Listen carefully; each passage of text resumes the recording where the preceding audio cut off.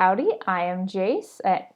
I just got made fun of last week for my wave and my howdy, but that is how I say hello. So indeed, hello, howdy. I'm Jace, and I am a sex addict. Every week, I come on and answer questions sent in with regard to my life as an addict, or a person now in recovery, or a traveler on this journey into the world of elusive, healthy sexuality through my documentary film, Suddenly Celibate.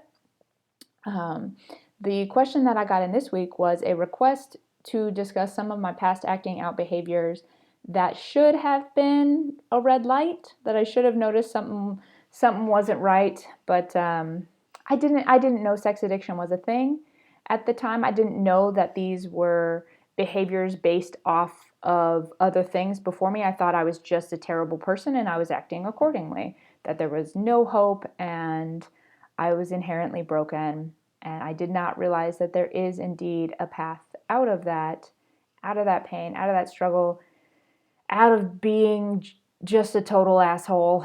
And that came to me through recovery, and then after that through therapy and dealing with trauma and all of those things. So some of my past acting out behaviors where I should have realized something was wrong, things like watching pornography and masturbating while at work, and not in like a fancy corner office with window, blinds and doors and stuff. No, no. In an office anyone can walk into, that there's a window that anybody walking by could see. The consequences did not seem that they would touch me at all, and I just felt completely separate from them. They didn't matter. They did not matter.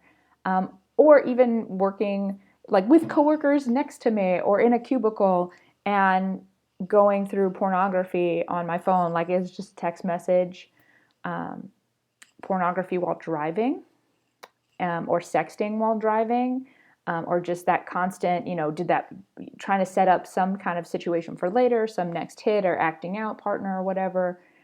Doing that while like driving in pouring rain in traffic on the highway at high speeds. Because again, getting in a wreck, hurting myself, hurting somebody else, didn't seem nearly as important as checking that text message or watching that next video. That sounds crazy. I get that. That sounds totally irrational, totally crazy to put, one's life at risk, put other people's life at risk, um, for that. But I couldn't not do it at the time. Those are some things. One that came up, which now just completely blows my mind. I was in a situation where I had met someone from the internet, and we met to have a drink, though I wasn't drinking.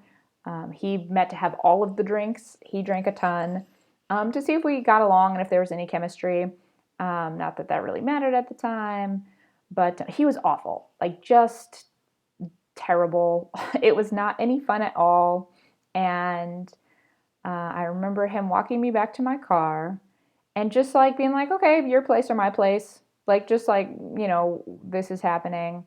And I remember thinking, well, I mean, I already like cleaned my place and shaved my legs. Like, I might as well get something out of it. Like, this has been such a terrible night that I might as well get something out of it. That's nuts. I don't like this person at all. I might as well get some sex out of them. What?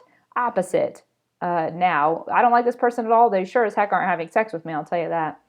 But that alone should have been a sign. But we're back to my place, and um, I didn't feel right in the situation at all. And so things like started going, and then they were getting really rough and really scary. And so I said, no, never mind. Like, I'm not into this. I'm not okay with this. And um, he wouldn't. He wouldn't stop. He wouldn't listen. It was that mentality, like, well, you already said yes, so that negates any no's that might come afterwards. That, like, why would you bring me to your house if you didn't want it? So now you're getting it, even though you are now saying no. Um, which was really scary. And I mean, just all kinds of things brought up through that. But the really messed up part, as if that wasn't it, is that then he felt bad afterwards and I comforted him. Like I sat there comforting him, like, oh, it's okay, and justifying his behavior and like making sure he felt okay about it. How fucked up is that? Part of it was fear, like he had like a lot of anger and aggression, so part of it was just like trying to not spark any of that. But part of it was just like comforting him so that he wouldn't leave feeling badly about the situation, or he should definitely have felt badly about that situation. That should have been a huge red flag. That is not normal behavior to do in that situation. But I didn't know that at the time. I didn't know that I was allowed to have boundaries. I didn't know that I could change my mind. I didn't know I could stand up for myself. Like, those things just weren't part of my life yet. That was a pretty ugly situation. Another scenario, I was traveling with a friend and she got really sick. But we had plans to go out, and like that whole trip was just me trying to get my next hit in the next like crazy way, the next, ridiculous scenario. And she got super sick and she felt she needed to go find like a hospital or something. So instead of going with her to the hospital, I left her to go hit the clubs to drink and hook up with someone. And ended up, I didn't know where I was. The person I was with was actually super nice. But I mean, he didn't know where I was staying, all of these things. So by the time I finally figure it out and get home or where we were staying, she had spent the whole night trying to get to the hospital, eventually like was, throwing up in the gutter and just like incredibly sick. And I felt that it was a higher priority to go and try to keep the high going, try to get laid. And like,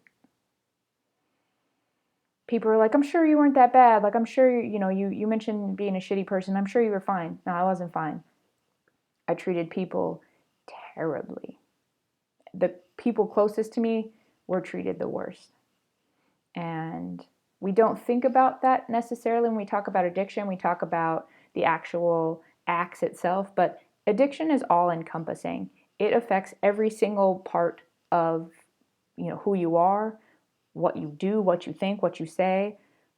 It's not just the acting out behavior, it's the entire life. And that showed up in every single relationship, every single part of my life, whether it was school or work or friends or family or romantically or sexually or whatever it was. And it's ugly. It is ugly.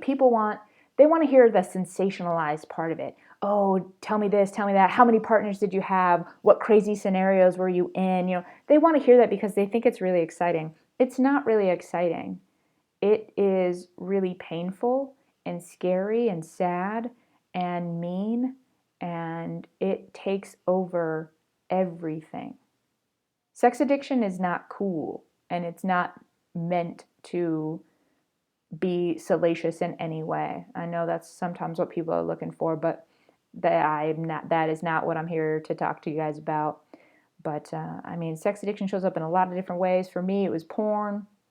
It was sleeping with people, anonymously, being with people that treated me poorly or that I didn't like, having sex as a way to try to feel worth or love or value, try to be in control of a situation. A lot of it had to do with power.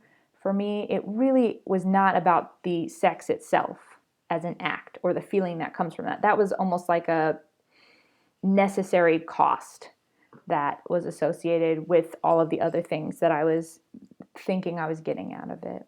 So, I mean, it's really hard to peg down what is sex addiction because it looks different for a lot of people. But those are some of the ways that sex addiction showed up in my life and reasons why I am very happy to be in recovery and be doing the work that I am doing now. So I don't go back to that dangerous, irrational, crazy lifestyle.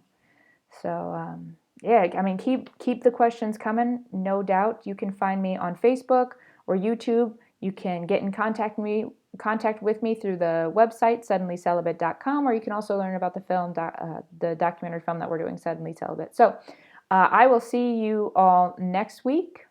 Thank you for that raw question. That was a really good one. And yeah, I mean, till then, stay curious.